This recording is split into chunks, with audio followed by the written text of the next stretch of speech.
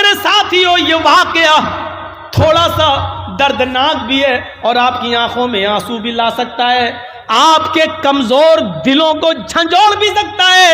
سنو، اللہ کے نبی صلی اللہ علیہ وسلم کے پاس بہت سا مال آتا ہے۔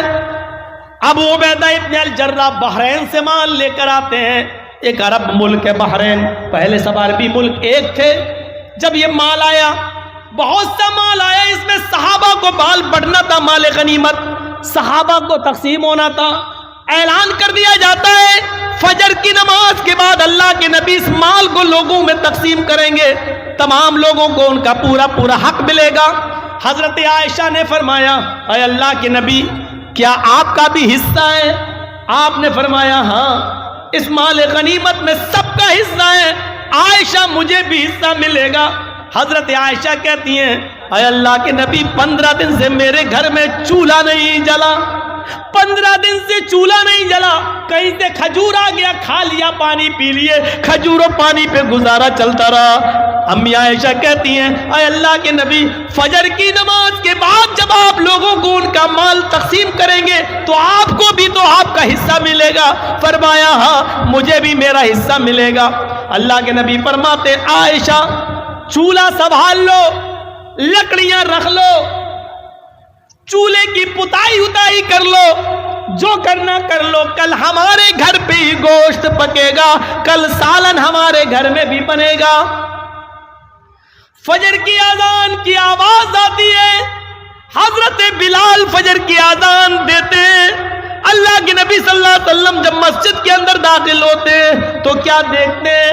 آج مسجد نبوی کھچا کھچ بھری ہوئی ہے، صحابہ نے مسجد نبوی کو پہلے سے بھر دیا ہے۔ آج سے پہلے کبھی اتنی جلدی مسجد نہیں بھری گئی، آج فجر کی نماز سے پہلے لوگ مسجد میں آ گئے، کھچا کھچ مسجد بھری ہوئی ہے۔ اللہ کے نبی صلی اللہ علیہ وسلم نے اتنے نمازیوں کو آج دیکھا تو پہلے مسکرا دیے ہیں، لیکن فوراً آپ کی مسکراہٹ ختم ہو گئی۔ فرمایا او، اب پتہ چلا کہ تم کیوں آئے ہو، شاید سن لیا ہے فجر کی نماز کے بعد مال تقسیم ہوگا۔ صحابہ ہنسنے لگے، ہاں، دل کے کتنے صاف تھے۔ ہاں اے اللہ کے رسول، اعلان ہوا تھا فجر کے بعد اللہ کے نبی مال تقسیم کریں گے، اس لیے ہم لوگ چلے آئے، ورنہ اپنے اپنے محلے اور قبیلے کی مسجدوں میں بھی نماز پڑھ سکتے تھے، لیکن مال میں ہمارا حق ہے، ہمیں ملے گا۔ اللہ کے نبی نے مال تقسیم کرنے سے پہلے جو فرمایا وہ سنیے۔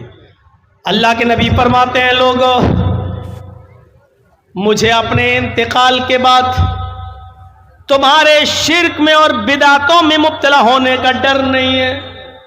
میرے انتقال کے بعد تم شرک کرنے لگو گے یا بدعتوں میں مبتلا ہو جاؤ گے، مجھے اس بات کا خوف نہیں ہے۔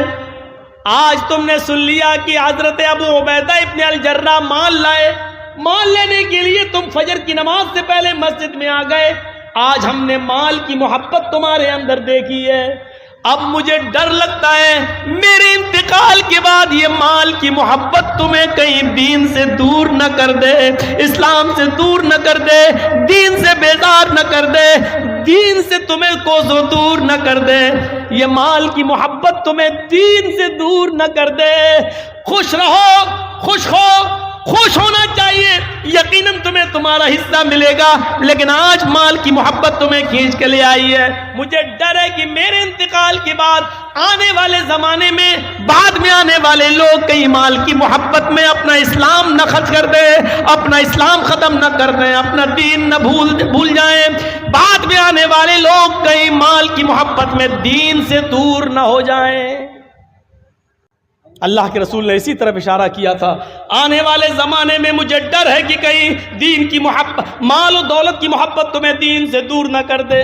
اس کے بعد فجر کی نماز پڑھائی اللہ کے نبی نے، اور نماز پڑھانے کے بعد آپ نے لوگوں کو ان کا حق دیا، اتنا دیا کہ اس دن کوئی ناراض نہیں ہوا، اتنا مال آیا، زندگی میں سب سے زیادہ مال ہاتھ لگا تھا، سب سے بڑا مال، بہت بڑا خزانہ ہاتھ لگا تھا، آپ نے کنجوسی نہیں کی، سب کو دیتے چلے گئے۔ مال سے بھرے ہوئے 2 تھیلے اللہ کے نبی کے حصے میں بھی آئے، مال سے بھرے ہوئے 2 تھیلے اللہ کے نبی کے حصے میں بھی آئے۔ اس کو اٹھا رہے ہیں تو اٹھا نہیں پا رہے، اس کو اٹھا رہے ہیں تو اٹھا نہیں پا رہے، لیکن فرمایا اپنا اپنا مال لے کر جاؤ۔ اس لیے اللہ کے رسول کو بھی اپنا حصہ خود اٹھانا پڑا۔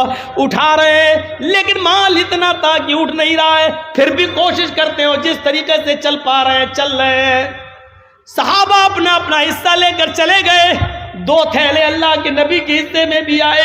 جیسے آپ نے ان دونوں تھیلوں کو اٹھایا، مسجد سے باہر نکلے، اپنے گھر کی طرف آگے بڑھنا چاہتے ہیں، کیا دیکھتے ہیں کہ دائنی طرف ایک 7 سال کا بچہ کھڑا ہے، بائیں طرف ایک 9 سال کا بچہ کھڑا ہے۔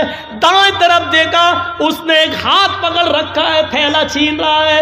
دوسری طرف دیکھا، 9 سال کا بچہ میرا دوسرا تھیلا پکڑ کے کھینچ رہا ہے۔ میں نے کہا کیا ہوا؟ اس نے کہا 7 سال کا بچہ، اللہ کے نبی میرا باپ اس دنیا سے انتقال کر گیا ہے، میری ماں کمانے کے لائق نہیں ہے، میں یتیم ہوں۔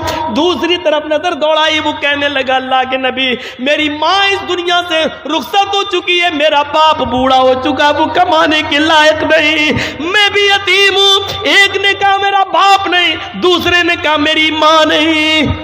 اللہ کے نبی صلی اللہ علیہ وسلم نے پھر دیکھا تو 7 سال کا بچہ کہتا کہ میرے گھر میں 5 دن سے چولہا نہیں جلا۔ بائیں طرف دیکھا تو وہ کہہ رہا کہ میرے گھر میں 7 دن سے چولہا نہیں جلا۔ ہاتھوں کی گرفت ڈھیلی پڑ گئی۔ آپ نے کہا بیٹے یہ تھیلا تم لے جاؤ۔ دوسرا تھیلا آپ نے لیا اور کہا بیٹے یہ تم لے جاؤ۔ دونوں بچے اپنے سر پر تھیلا لاد کر لے جا رہے ہیں۔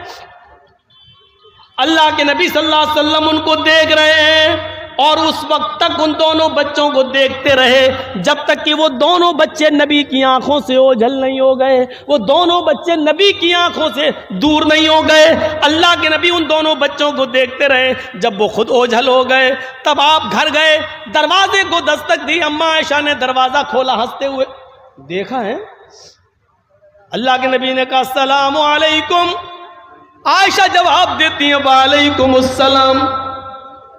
اللہ کے رسول میرے شوہر میرے سرتاج خالی ہاتھ گئے، خالی ہاتھ واپس، آپ تو اپنا حصہ لانے والے تھے، کیا ہوا؟ عائشہ ادھر آؤ، بستر پر بیٹھ جاؤ۔ بیٹھ گئی۔ کہا عائشہ راستے میں 2 یتیم بچے مل گئے، مال بہت ملا تھا، آج ہمارے گھر میں چولہا جلتا، لیکن 2 یتیم بچوں نے میرا راستہ روک لیا۔ ایک کا باپ نہیں، ایک کی ماں نہیں، ایک کے گھر میں 5 دن سے چولہا نہیں جلا، ایک کے گھر میں 7 دن سے نہیں جلا۔ میں نے ایک تھیلا اس کو دے دیا، ایک اس کو دے دیا، دونوں بچے اپنے اپنے گھر لے گئے۔ امی عائشہ کہتی ہیں ٹھیک ہے اچھا کیا، لیکن دونوں تھیلوں میں سے ایک ایک 2 مٹھی نکال لیتے تو آج میرے گھر میں بھی چولہا جل جاتا۔ میں کہاں کہہ رہی ہوں کہ آپ نے غلط کیا، لیکن جب مال بہت تھا تو تھوڑا تھوڑا نکال لیتے، 2 مٹھی ایک ایک مٹھی نکال لیتے تو آج میرے گھر میں بھی روٹی پک جاتی، آج میرے گھر میں بھی سالن پک جاتا۔ اللہ کے نبی فرماتے ہیں عائشہ میں نے سوچا کہ نکال لوں تھوڑا تھوڑا، لیکن پھر سوچا کہ 5 دن سے چولہا نہیں، اس کے 7 دن سے نہیں، میں نیت کر چکا تھا کہ میں پورا یتیم بچوں کو دے دوں گا، پھر میں نے اپنی نیت کو توڑنا گوارا نہیں کیا۔ حضرت عائشہ کہتی ہیں ٹھیک ہے کوئی بات نہیں، لیکن پھر بھی تھوڑا سا نکال لیتے تو اچھا ہوتا۔ تو اللہ کے نبی نے اب جو جواب دیا وہ جواب یہ تھا عائشہ یتیمی میں نے دیکھی ہے تم نے نہیں، عائشہ یتیمی میں نے دیکھی ہے تم نے نہیں، عائشہ تمہارے باپ ابو بکر آج بھی زندہ ہیں، عائشہ تمہاری ماں آج بھی زندہ ہیں، تم نے یتیمی نہیں دیکھی ہے، یتیمی کا درد مجھ سے پوچھو۔ جب میں اپنی ماں کے پیٹ میں تھا 7 مہینے کا تھا، ابھی 9 مہینے پورا ہونے میں 2 مہینے باقی تھے، میرا اس دنیا میں آنے میں 2 مہینے کا وقت باقی تھا، میرا باپ مجھے میری ماں کے پیٹ میں چھوڑ کے دنیا چھوڑ کے چلا گیا۔ جب میں باہر آیا میں نے اس سنسار میں، میں نے اس دنیا میں، میں نے مکے کی فضا میں جب کھلی سانس لی تو بڑا ہونے کے بعد پتا چلا کہ میرے پیدا ہونے سے 2 مہینے پہلے ہی میرا باپ اس دنیا سے چلا گیا۔ عائشہ یتیمی کا درد مجھ سے پوچھو. جب میں 6 سال کا ہوا میری ماں مجھے اپنے ننیال میرے ممیال یا ننیال لے کر گئی. مجھے میرے ماں اور نانا کے گھر لے کے گئی. جب میں لوٹ کے وہاں سے واپس آ رہا تھا میری ماں میری انگلی پکڑ کے مجھے چلا رہی تھی. مقام ابوا راستے میں ایک مقام پڑتا ہے وہی میرے باپ کی قبر تھی. میری ماں کہتی ہے بیٹے چلو تمہیں تمہارے ابو کی قبر دکھاتی ہوں. میری ماں نے جب مجھے میرے باپ کی قبر دکھائی اسی وقت میری ماں بھی اپنے شوہر کی جدائی برداشت نہ کر پائی اور اسی وقت وہ بیٹھ گئی قبر پر. بیٹھتے ہی اس کو اٹیک پڑتا ہے اور میری ماں کی روح قبض عنصری سے پرواز ہو جاتی ہے. عائشہ ایسا دن کبھی دیکھا ہوگا کہ ابھی اپنے باپ کی قبر دیکھ رہا ہوں اپنی آنکھوں سے, ابھی رو کر آنکھیں خشک بھی نہیں ہوئی. پلٹ کے دیکھا تو ماں کو بھی مرا ہوا پایا, پلٹ کے دیکھا تو ماں بھی اس دنیا سے چلی گئی. یعنی باپ کی قبر کو دیکھ کر ابھی پلٹا بھی نہیں تھا کہ ماں بھی مجھے چھوڑ کے چلی گئی. یتیمی کا درد میں نے دیکھا ہے. عائشہ جب مجھے میرے دادا نے پالا اور جب میں 8 سال کا ہوا تو میرا دادا بھی مجھے چھوڑ کے چلا گیا.